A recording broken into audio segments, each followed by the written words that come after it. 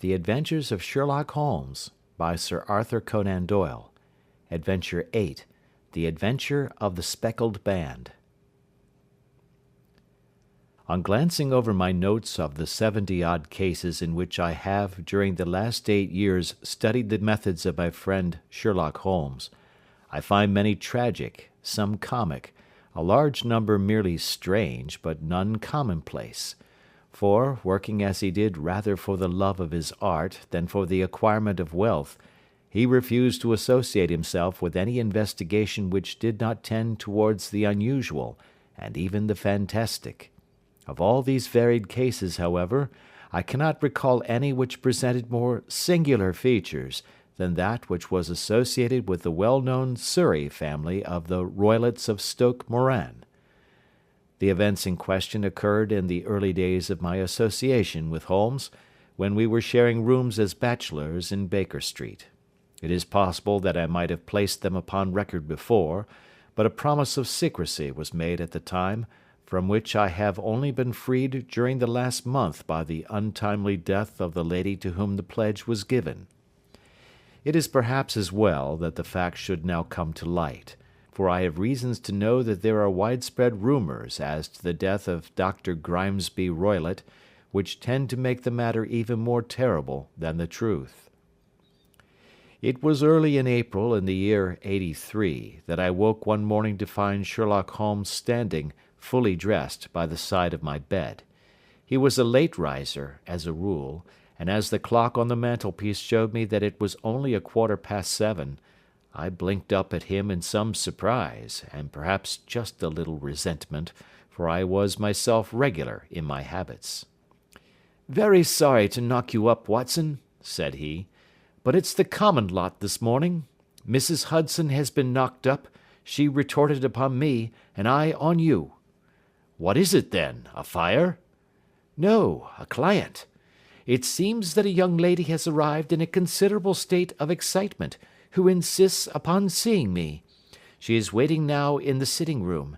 Now, when young ladies wander about the metropolis at this hour of the morning, and knock sleepy people up out of their beds, I presume that it is something very pressing which they have to communicate. Should it prove to be an interesting case, you would, I am sure, wish to follow it from the outset. I thought, at any rate, that I should call you and give you the chance." "My dear fellow, I would not miss it for anything."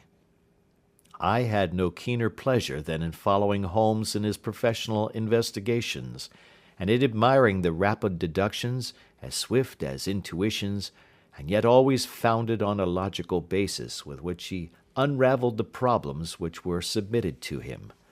I rapidly threw on my clothes, and was ready in a few minutes to accompany my friend down to the sitting-room. A lady, dressed in black and heavily veiled, who had been sitting in the window, rose as we entered. "Good morning, madam," said Holmes cheerily. "My name is Sherlock Holmes.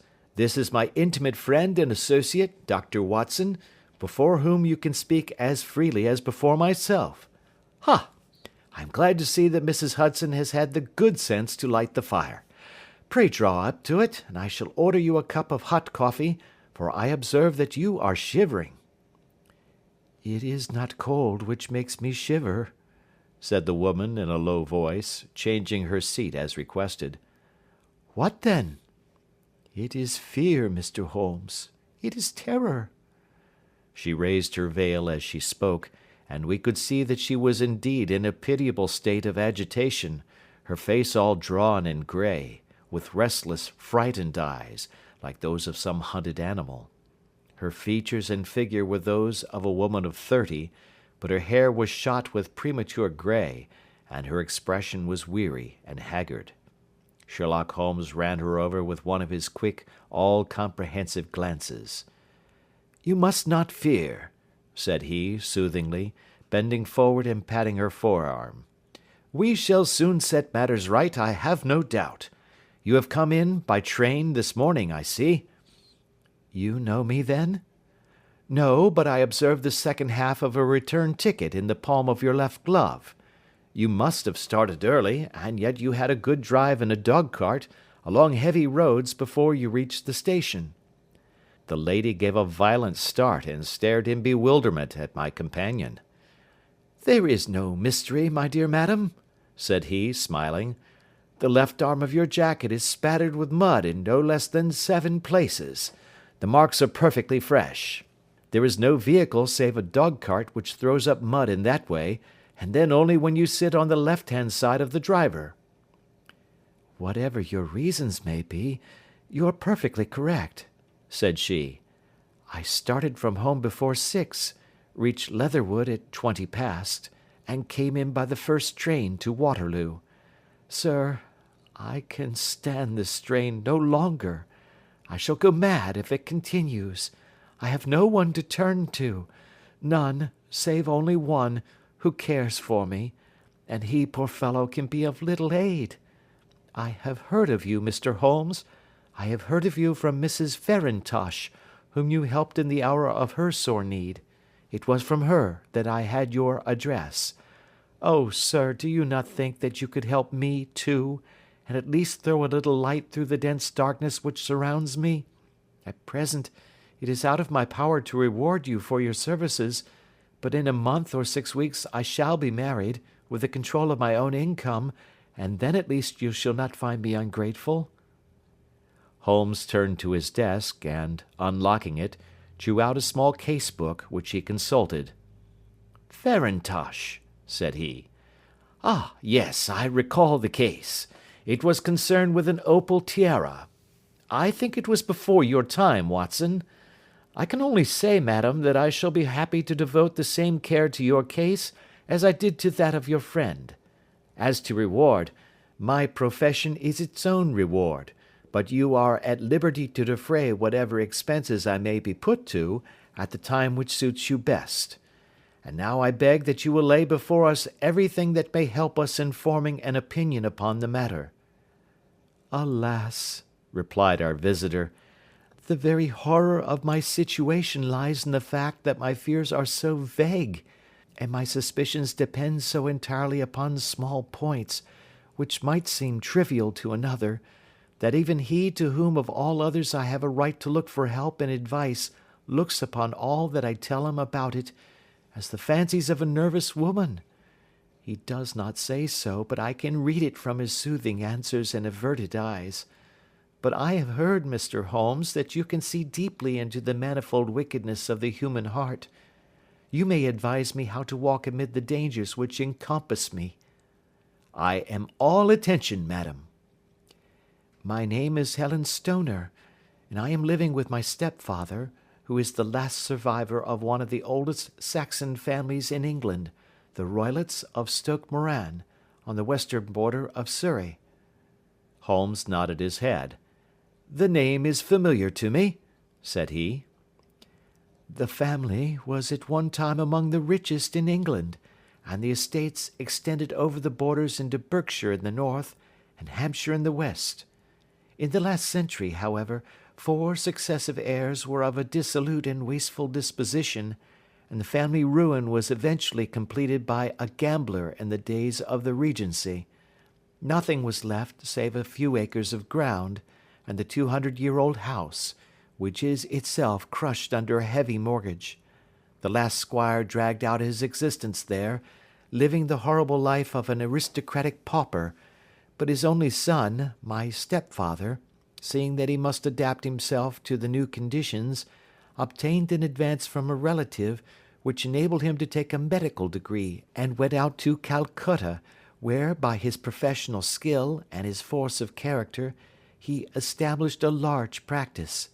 In a fit of anger, however, caused by some robberies which had been perpetrated in the house, he beat his native butler to death and narrowly escaped a capital sentence.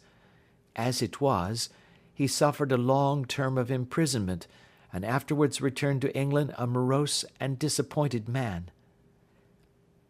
When Dr. Roylott was in India he married my mother, Mrs. Stoner, the young widow of Major General Stoner, of the Bengal Artillery. My sister Julia and I were twins, and we were only 2 years old at the time of my mother's remarriage. She had a considerable sum of money, not less than £1,000 a year, and this she bequeathed to Dr. Roylott entirely while we resided with him, with the provision that a certain annual sum should be allowed to each of us in the event of our marriage. Shortly after our return to England my mother died. She was killed 8 years ago in a railway accident near Crewe. Dr. Roylott then abandoned his attempts to establish himself in practice in London, and took us to live with him in the old ancestral house at Stoke Moran. The money which my mother had left was enough for all our wants, and there seemed to be no obstacle to our happiness. But a terrible change came over our stepfather about this time.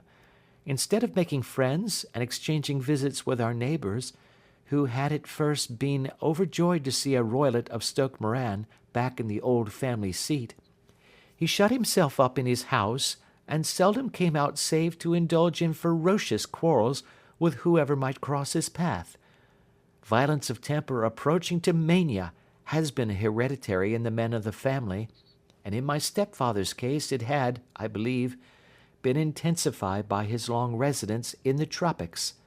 A series of disgraceful brawls took place, 2 of which ended in the police court, until at last he became the terror of the village, and the folks would fly at his approach, for he is a man of immense strength, and absolutely uncontrollable in his anger. Last week he hurled the local blacksmith over a parapet into a stream, and it was only by paying over all the money which I could gather together that I was able to avert another public exposure. He had no friends at all save the wandering gipsies, and he would give these vagabonds leave to encamp upon the few acres of bramble-covered land which represent the family estate, and would accept in return the hospitality of their tents, wandering away with them sometimes for weeks on end. He has a passion also for Indian animals, which are sent over to him by a correspondent, and he has at this moment a cheetah and a baboon, which wander freely over his grounds and are feared by the villagers almost as much as their master. You can imagine from what I say that my poor sister Julia and I had no great pleasure in our lives. No servant would stay with us, and for a long time we did all the work of the house. She was but 30 at the time of her death, and yet her hair had already begun to whiten, even as mine has. Your sister is dead, then? She died just 2 years ago, and it is of her death that I wish to speak to you. You can understand that, living the life which I have described, we were little likely to see anyone of our own age and position. We had, however, an aunt, my mother's maiden sister, Miss Honoria Westphail, who lives near Harrow, and we were occasionally allowed to pay short visits at this lady's house. Julia went there at Christmas 2 years ago, and met there a half-pay major of marines, to whom she became engaged. My stepfather learned of the engagement when my sister returned, and offered no objection to the marriage, but within a fortnight of the day which had been fixed for the wedding, the terrible event occurred which has deprived me of my only companion." Sherlock Holmes had been leaning back in his chair with his eyes closed and his head sunk in a cushion, but he half opened his lids now and glanced across at his visitor. "Pray be precise as to details," said he.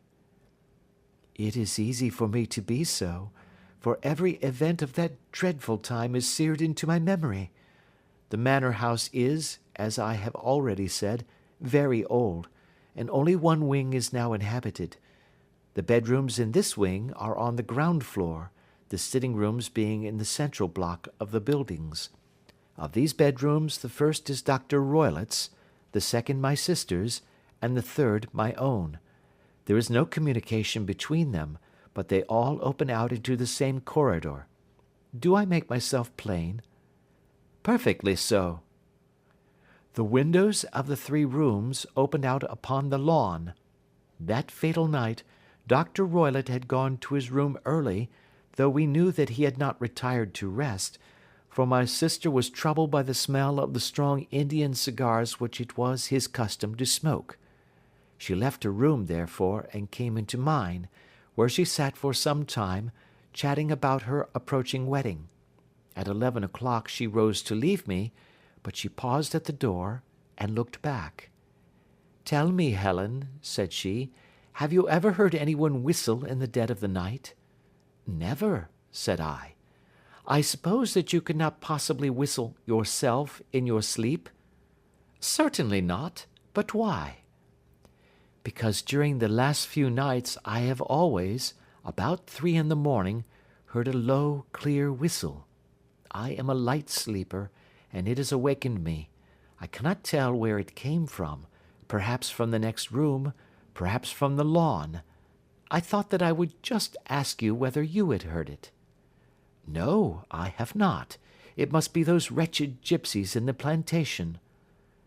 "Very likely, and yet if it were on the lawn, I wonder that you did not hear it also." "Ah, but I sleep more heavily than you." "Well, it is of no great consequence at any rate." She smiled back at me, closed my door, and a few moments later I heard her key turn in the lock. "Indeed," said Holmes. "Was it your custom always to lock yourselves in at night?" "Always." "And why?" "I think that I mentioned to you that the doctor kept a cheetah and a baboon. We had no feeling of security unless our doors were locked." "Quite so. Pray proceed with your statement." "I could not sleep that night. A vague feeling of impending misfortune impressed me. My sister and I, you will recollect, were twins, and you know how subtle are the links which bind two souls which are so closely allied. It was a wild night. The wind was howling outside, and the rain was beating and splashing against the windows. Suddenly, amid all the hubbub of the gale, there burst forth the wild scream of a terrified woman. I knew that it was my sister's voice. I sprang from my bed, wrapped a shawl round me, and rushed into the corridor. As I opened my door, I seemed to hear a low whistle, such as my sister described, and a few moments later a clanging sound, as if a mass of metal had fallen. As I ran down the passage, my sister's door was unlocked, and revolved slowly upon its hinges. I stared at it horror-stricken, not knowing what was about to issue from it. By the light of the corridor lamp I saw my sister appear at the opening, her face blanched with terror, her hands groping for help, her whole figure swaying to and fro like that of a drunkard. I ran to her, and threw my arms round her, but at that moment her knees seemed to give way, and she fell to the ground. She writhed as one who is in terrible pain, and her limbs were dreadfully convulsed. At first, I thought that she had not recognized me, but as I bent over her she suddenly shrieked out in a voice which I shall never forget, "Oh, my God, Helen! It was the band! The Speckled Band!" There was something else which she would fain have said, and she stabbed with her finger into the air in the direction of the doctor's room, but a fresh convulsion seized her and choked her words. I rushed out, calling loudly for my stepfather, and I met him hastening from his room in his dressing gown. When he reached my sister's side she was unconscious, and though he poured brandy down her throat and sent for medical aid from the village, all efforts were in vain, for she slowly sank and died without having recovered her consciousness. Such was the dreadful end of my beloved sister. "One moment," said Holmes. "Are you sure about this whistle and metallic sound? Could you swear to it?" "That was what the county coroner asked me at the inquiry. It is my strong impression that I heard it, and yet, among the crash of the gale and the creaking of an old house, I may possibly have been deceived." "Was your sister dressed?" "No, she was in her nightdress. In her right hand was found the charred stump of a match, and in her left a matchbox." "Showing that she had struck a light and looked about her when the alarm took place. That is important. And what conclusions did the coroner come to?" "He investigated the case with great care, for Dr. Roylott's conduct had long been notorious in the county, but he was unable to find any satisfactory cause of death." My evidence showed that the door had been fastened upon the inner side, and the windows were blocked by old-fashioned shutters with broad iron bars, which were secured every night. The walls were carefully sounded, and were shown to be quite solid all round, and the flooring was also thoroughly examined, with the same result.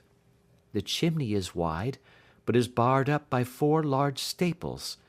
It is certain, therefore, that my sister was quite alone when she met her end. Besides, there were no marks of any violence upon her. How about poison? The doctors examined her for it, but without success. What do you think that this unfortunate lady died of, then? It is my belief that she died of pure fear and nervous shock, though what it was that frightened her, I cannot imagine. Were there gipsies in the plantation at the time? Yes, there were nearly always some there. Ah, and what did you gather from this allusion to a band, a speckled band? Sometimes I have thought that it was merely the wild talk of delirium. Sometimes that it may have referred to some band of people, perhaps to these very gipsies in the plantation. I do not know whether the spotted handkerchiefs which so many of them wear over their heads might have suggested the strange adjective which he used. Holmes shook his head like a man who is far from being satisfied. These are very deep waters, said he. Pray go on with your narrative. 2 years have passed since then, and my life has been until lately lonelier than ever. A month ago, however, a dear friend, whom I have known for many years, has done me the honour to ask my hand in marriage. His name is Armitage, Percy Armitage, the second son of Mr. Armitage of Crane Water, near Reading. My stepfather has offered no opposition to the match, and we are to be married in the course of the spring. 2 days ago, some repairs were started in the west wing of the building, and my bedroom wall has been pierced, so that I have had to move into the chamber in which my sister died, and to sleep in the very bed in which she slept. Imagine, then, my thrill of terror when last night, as I lay awake, thinking over her terrible fate, I suddenly heard in the silence of the night the low whistle which had been the herald of her own death. I sprang up and lit the lamp, but nothing was to be seen in the room. I was too shaken to go to bed again, however, so I dressed, and as soon as it was daylight I slipped down, got a dog-cart at the Crown Inn, which is opposite, and drove to Leatherhead, from whence I have come on this morning with the one object of seeing you and asking your advice. You have done wisely, said my friend. But have you told me all? Yes, all. Miss Roylott, you have not. You are screening your stepfather. Why, what do you mean? For answer, Holmes pushed back the frill of black lace which fringed the hand that lay upon our visitor's knee. 5 little livid spots, the marks of 4 fingers and a thumb, were printed upon the white wrist. You have been cruelly used, said Holmes. The lady coloured deeply and covered over her injured wrist. He is a hard man, she said, and perhaps he hardly knows his own strength. There was a long silence, during which Holmes leaned his chin upon his hands and stared into the crackling fire. This is a very deep business, he said at last. There are 1,000 details which I should desire to know before I decide upon our course of action. Yet we have not a moment to lose. If we were to come to Stoke Moran today, would it be possible for us to see over these rooms without the knowledge of your stepfather? As it happens, he spoke of coming into town today upon some most important business. It is probable that he will be away all day, and that there will be nothing to disturb you. We have a housekeeper now, but she is old and foolish, and I could easily get her out of the way. Excellent. You are not averse to this trip, Watson? By no means. Then we shall both come. What are you going to do yourself? I have 1 or 2 things which I would wish to do now that I am in town, but I shall return by the 12 o'clock train, so as to be there in time for your coming. And you may expect us early in the afternoon. I have myself some small business matters to attend to. Will you not wait and breakfast? No, I must go. My heart is lightened already since I have confided my trouble to you. I shall look forward to seeing you again this afternoon. She dropped her thick black veil over her face and glided from the room. And what do you think of it all, Watson? Asked Sherlock Holmes, leaning back in his chair. It seems to me to be a most dark and sinister business. Dark enough and sinister enough. Yet if the lady is correct in saying that the flooring and walls are sound, and that the door, window, and chimney are impassable, then her sister must have been undoubtedly alone when she met her mysterious end. What becomes then of these nocturnal whistles, and what of the very peculiar words of the dying woman? I cannot think. When you combine the ideas of whistles at night, the presence of a band of gypsies who are on intimate terms with this old doctor, the fact that we have every reason to believe that the doctor has an interest in preventing his stepdaughter's marriage, the dying allusion to a band, and finally, the fact that Miss Helen Stoner heard a metallic clang, which might have been caused by one of those metal bars that secured the shutters falling back into its place, I think that there is good ground to think that the mystery may be cleared along those lines. But what then did the gypsies do? I cannot imagine. I see many objections to any such theory. And so do I. It is precisely for that reason that we are going to Stoke Moran this day. I want to see whether the objections are fatal, or if they may be explained away. But what in the name of the devil? The ejaculation had been drawn from my companion by the fact that our door had been suddenly dashed open, and that a huge man had framed himself in the aperture. His costume was a peculiar mixture of the professional and of the agricultural, having a black top hat, a long frock coat, and a pair of high gaiters, with a hunting crop swinging in his hand. So tall was he that his hat actually brushed the crossbar of the doorway, and his breadth seemed to span it across from side to side. A large face, seared with 1,000 wrinkles, burned yellow with the sun, and marked with every evil passion, was turned from one to the other of us, while his deep-set, bile-shot eyes, and his high, thin, fleshless nose gave him somewhat the resemblance to a fierce old bird of prey. "Which of you is Holmes?" asked this apparition. My name, sir, but you have the advantage of me, said my companion quietly. I am Dr. Grimesby Roylott of Stoke Moran. Indeed, doctor, said Holmes blandly. Pray take a seat. I will do nothing of the kind. My stepdaughter has been here. I have traced her. What has she been saying to you? It is a little cold for the time of the year, said Holmes.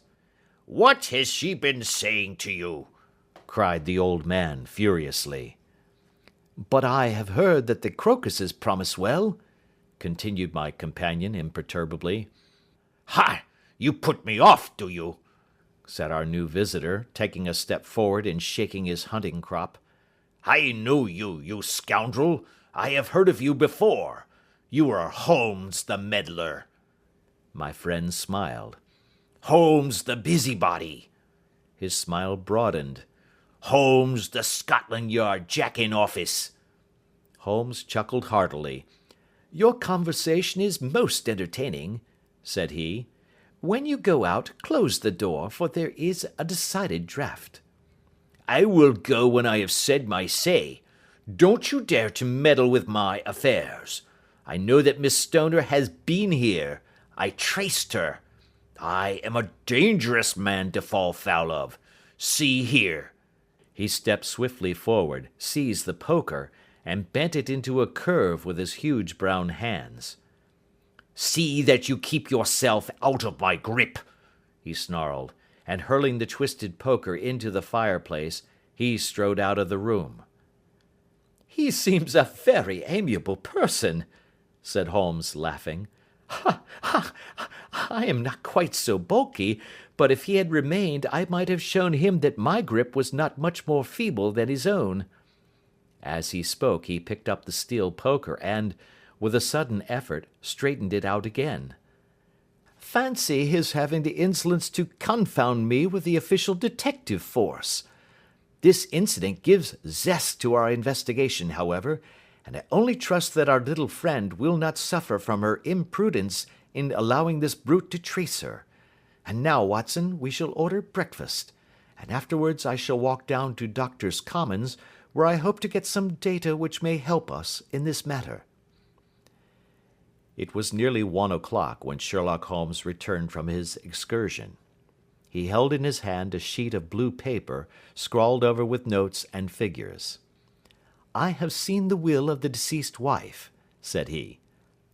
"To determine its exact meaning I have been obliged to work out the present prices of the investments with which it is concerned.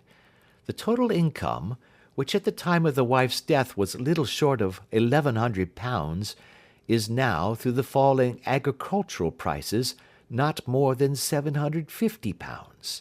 Each daughter can claim an income of £250 in case of marriage. It is evident, therefore, that if both girls had married, this beauty would have been a mere pittance, while even one of them would cripple him to a very serious extent. My morning's work has not been wasted, since it has proved that he has the very strongest motives for standing in the way of anything of the sort. And now, Watson, this is too serious for dawdling, especially as the old man is aware that we are interesting ourselves in his affairs. So if you are ready, we shall call a cab and drive to Waterloo. I should be very much obliged if you would slip your revolver into your pocket. An Ely's No. 2 is an excellent argument with gentlemen who can twist steel pokers into knots. That and a toothbrush are, I think, all that we need."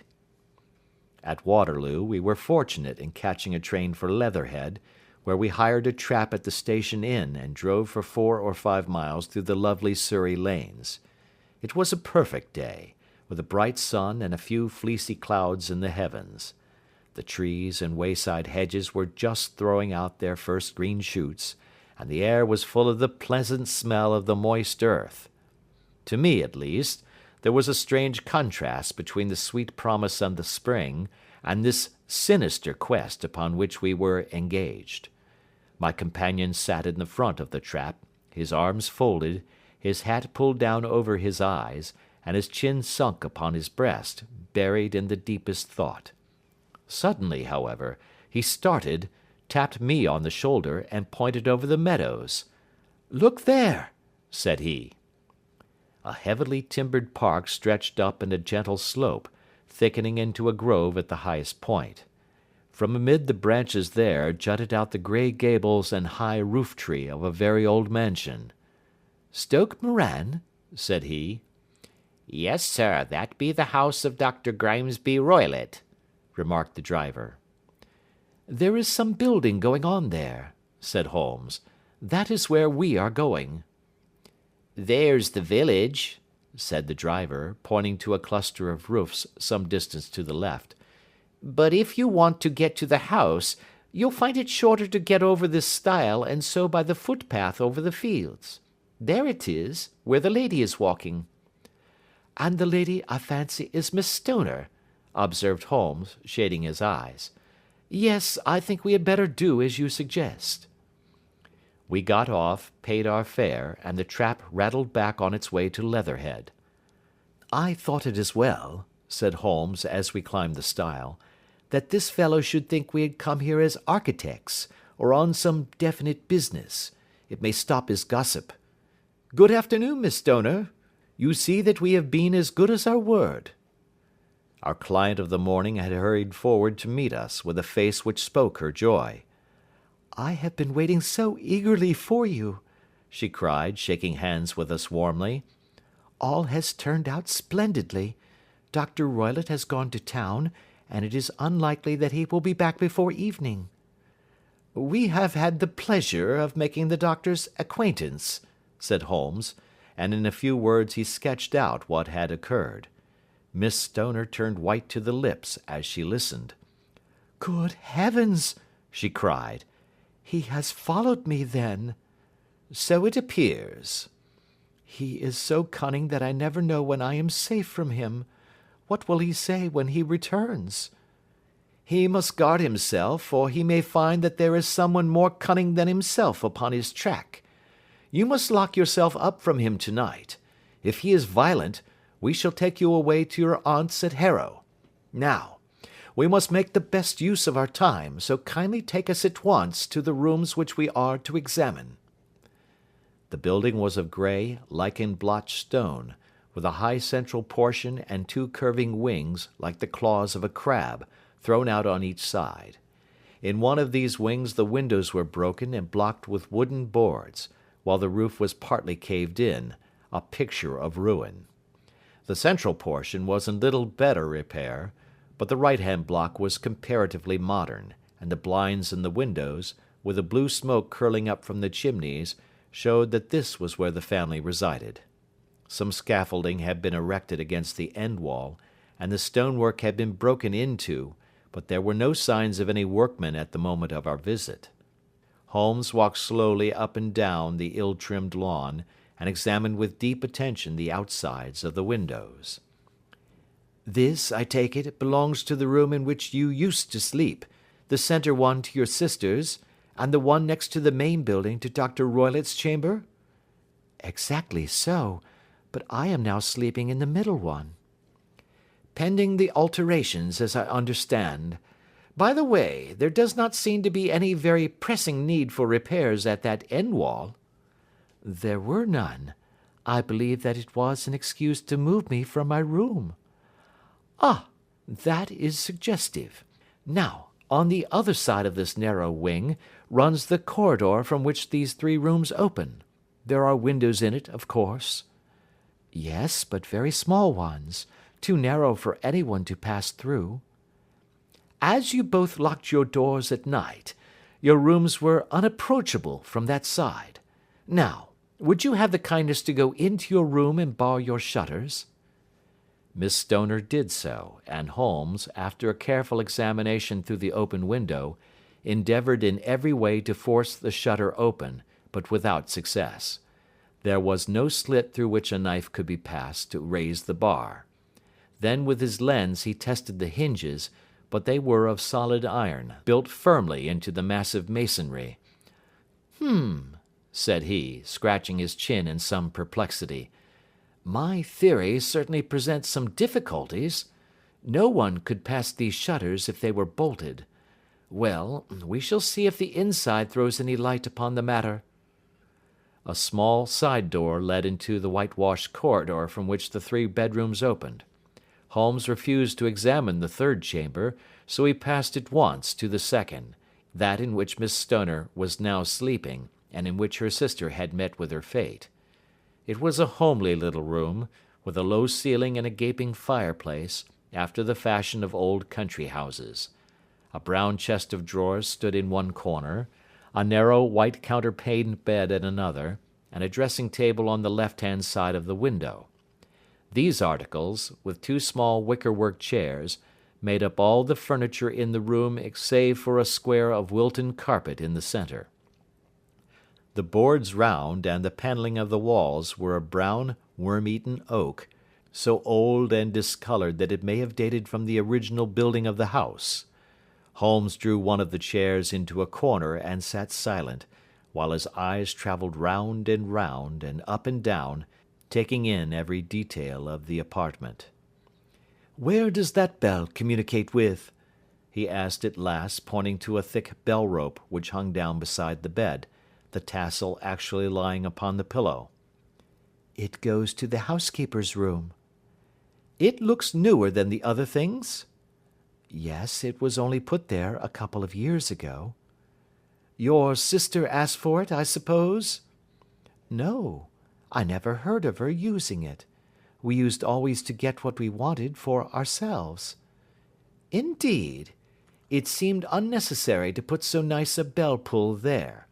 You will excuse me for a few minutes while I satisfy myself as to this floor." He threw himself down upon his face with his lens in his hand, and crawled swiftly backward and forward, examining minutely the cracks between the boards. Then he did the same with the woodwork with which the chamber was panelled. Finally he walked over to the bed, and spent some time in staring at it, and in running his eye up and down the wall. Finally he took the bell rope in his hand and gave it a brisk tug. "Why, it's a dummy," said he. "Won't it ring?"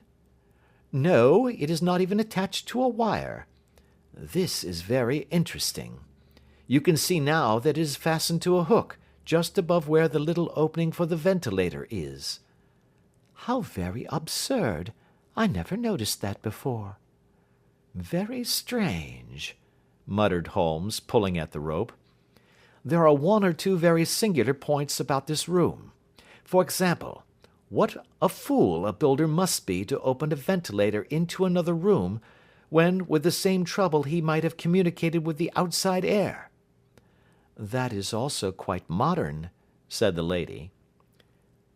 "Done about the same time as the bell rope," remarked Holmes.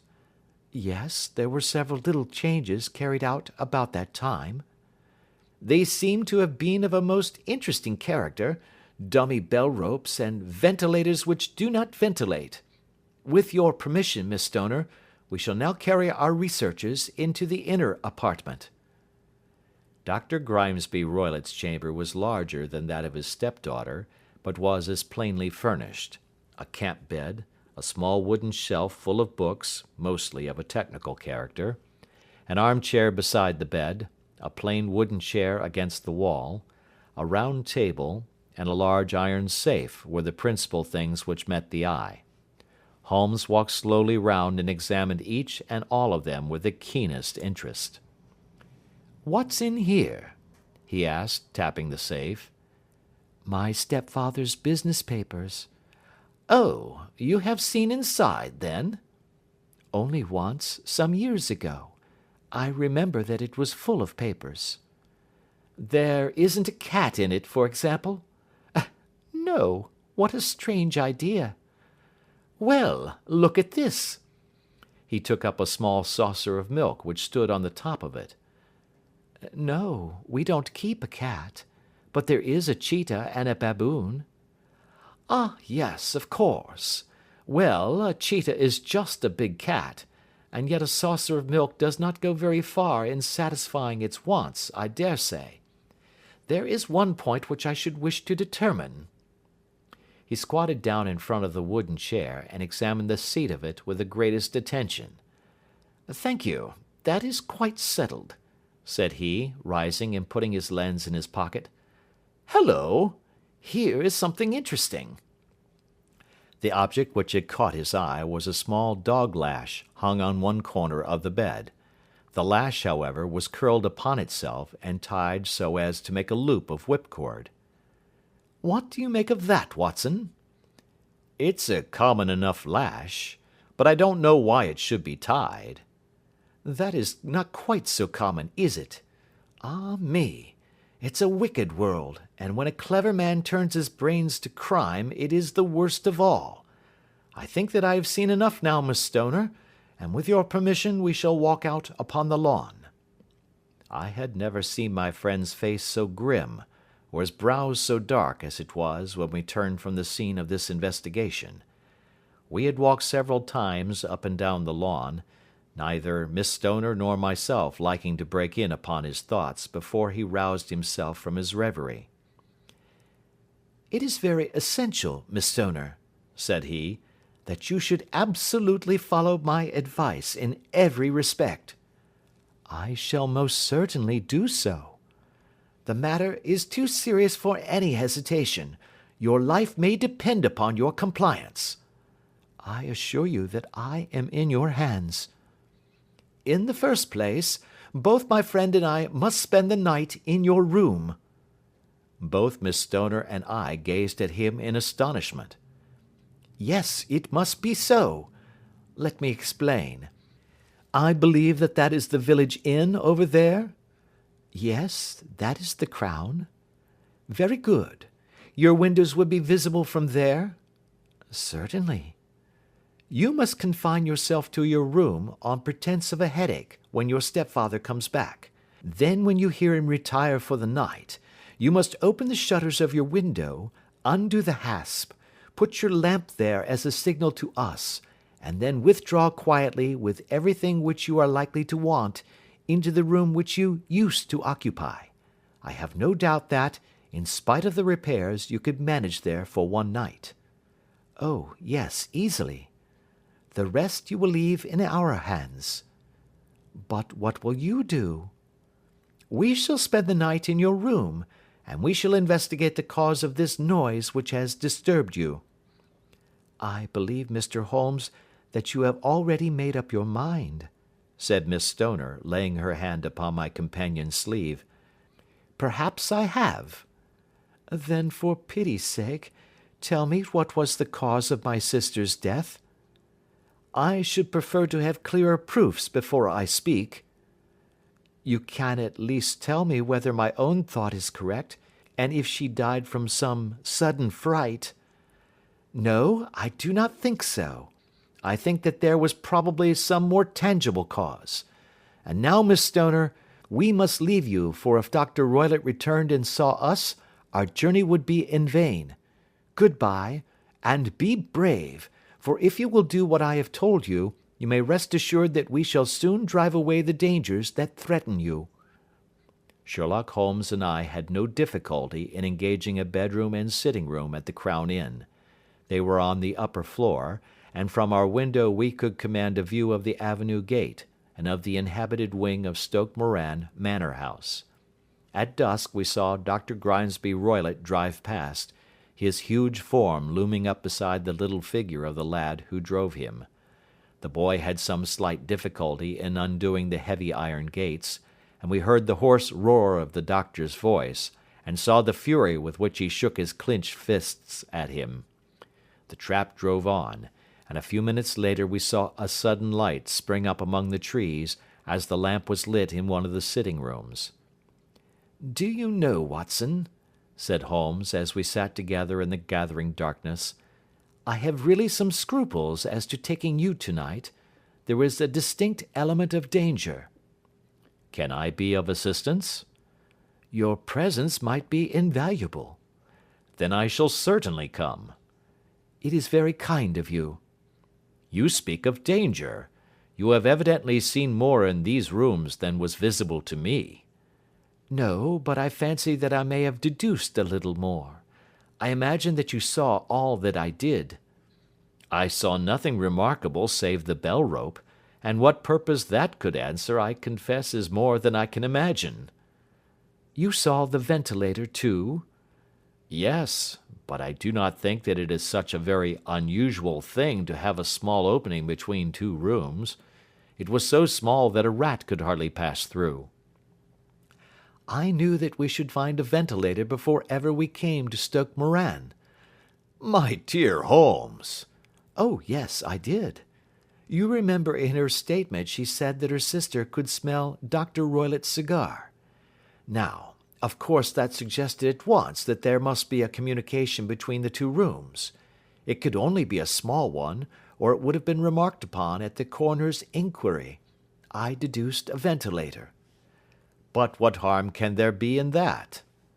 "Well, there is at least a curious coincidence of dates. A ventilator is made, a cord is hung, and a lady who sleeps in the bed dies. Does that not strike you?" "I cannot as yet see any connection." "Did you observe anything very peculiar about that bed?" "No." "It was clamped to the floor. Did you ever see a bed fastened like that before?" "I cannot say that I have." "The lady could not move her bed. It must always be in the same relative position to the ventilator and to the rope. Or so we may call it, since it was clearly never meant for a bell pull." "Holmes," I cried, "I seem to see dimly what you are hinting at. We are only just in time to prevent some subtle and horrible crime." "Subtle enough, and horrible enough. When a doctor does go wrong he is the first of criminals. He has nerve and he has knowledge. Palmer and Pritchard were among the heads of their profession. This man strikes even deeper, but I think, Watson, that we shall be able to strike deeper still. Yet we shall have horrors enough before the night is over. For goodness' sake, let us have a quiet pipe, and turn our minds for a few hours to something more cheerful." About 9 o'clock the light among the trees was extinguished, and all was dark in the direction of the manor house. 2 hours passed slowly away, and then suddenly, just at the stroke of 11, a single bright light shone out right in front of us. "That is our signal," said Holmes, springing to his feet. "It comes from the middle window." As we passed out he exchanged a few words with the landlord, explaining that we were going on a late visit to an acquaintance, and that it was possible that we might spend the night there. A moment later we were out on the dark road, a chill wind blowing in our faces, and one yellow light twinkling in front of us through the gloom, to guide us on our sombre errand. There was little difficulty in entering the grounds, for unrepaired breaches gaped in the old park wall. Making our way among the trees, we reached the lawn, crossed it, and were about to enter through the window when out from a clump of laurel bushes there darted what seemed to be a hideous and distorted child, who threw itself upon the grass with writhing limbs and then ran swiftly across the lawn into the darkness. "My God!" I whispered. "Did you see it?" Holmes was for the moment as startled as I. His hand closed like a vice upon my wrist in his agitation. Then he broke into a low laugh and put his lips to my ear. "It is a nice household," he murmured. "That is the baboon." I had forgotten the strange pets which the doctor affected. There was a cheetah, too. Perhaps we might find it upon our shoulders at any moment. I confess that I felt easier in my mind when, after following Holmes's example and slipping off my shoes, I found myself inside the bedroom. My companion noiselessly closed the shutters, moved the lamp onto the table, and cast his eyes round the room. All was as we had seen it in the daytime. Then creeping up to me and making a trumpet of his hand, he whispered into my ear again so gently that it was all that I could do to distinguish the words. "The least sound would be fatal to our plans." I nodded to show that I had heard. "We must sit without light. He would see it through the ventilator." I nodded again. "Do not go asleep. Your very life may depend upon it. Have your pistol ready in case we should need it. I will sit on the side of the bed, and you in that chair." I took out my revolver and laid it on the corner of the table. Holmes had brought up a long, thin cane, and this he placed upon the bed beside him. By it he laid the box of matches and the stump of a candle. Then he turned down the lamp, and we were left in darkness. How shall I ever forget that dreadful vigil? I could not hear a sound, not even the drawing of a breath, and yet I knew that my companion sat open-eyed, within a few feet of me, in the same state of nervous tension in which I was myself. The shutters cut off the least ray of light, and we waited in absolute darkness. From outside came the occasional cry of a night bird, and once at our very window a long-drawn cat-like whine, which told us that the cheetah was indeed at liberty. Far away we could hear the deep tones of the parish clock, which boomed out every quarter of an hour. How long they seemed, those quarters! 12 struck, and 1, and 2, and 3, and still we sat waiting silently for whatever might befall. Suddenly, there was the momentary gleam of a light up in the direction of the ventilator, which vanished immediately, but was succeeded by a strong smell of burning oil and heated metal. Someone in the next room had lit a dark lantern. I heard a gentle sound of movement, and then all was silent once more, though the smell grew stronger. For half an hour I sat with straining ears. Then suddenly another sound became audible, a very gentle, soothing sound, like that of a small jet of steam escaping continually from a kettle. The instant that we heard it, Holmes sprang from the bed, struck a match, and lashed furiously with his cane at the bell-pull. "You see it, Watson?" he yelled. "You see it?" But I saw nothing. At the moment when Holmes struck the light, I heard a low, clear whistle, but the sudden glare flashing into my weary eyes made it impossible for me to tell what it was at which my friend lashed so savagely. I could, however, see that his face was deadly pale and filled with horror and loathing. He had ceased to strike and was gazing up at the ventilator, when suddenly there broke from the silence of the night the most horrible cry to which I have ever listened. It swelled up louder and louder, a hoarse yell of pain and fear and anger all mingled in the one dreadful shriek. They say that away down in the village, and even in the distant parsonage, that cry raised the sleepers from their beds. It struck cold to our hearts, and I stood gazing at Holmes, and he at me, until the last echoes of it had died away into the silence from which it rose. "What can it mean?" I gasped. "It means that it is all over," Holmes answered. "And perhaps, after all, it is for the best. Take your pistol and we will enter Dr. Roylott's room." With a grave face he lit the lamp and led the way down the corridor. Twice he struck at the chamber door without any reply from within. Then he turned the handle and entered, I at his heels, with the cocked pistol in my hand. It was a singular sight which met our eyes. On the table stood a dark lantern with the shutter half open, throwing a brilliant beam of light upon the iron safe, the door of which was ajar. Beside this table, on the wooden chair, sat Dr. Grimesby Roylott, clad in a long grey dressing-gown, his bare ankles protruding beneath, and his feet thrust into red heelless Turkish slippers. Across his lap lay the short stock with the long lash which we had noticed during the day. His chin was cocked upward, and his eyes were fixed in a dreadful, rigid stare at the corner of the ceiling. Round his brow he had a peculiar yellow band, with brownish speckles, which seemed to be bound tightly round his head. As we entered, he made neither sound nor motion.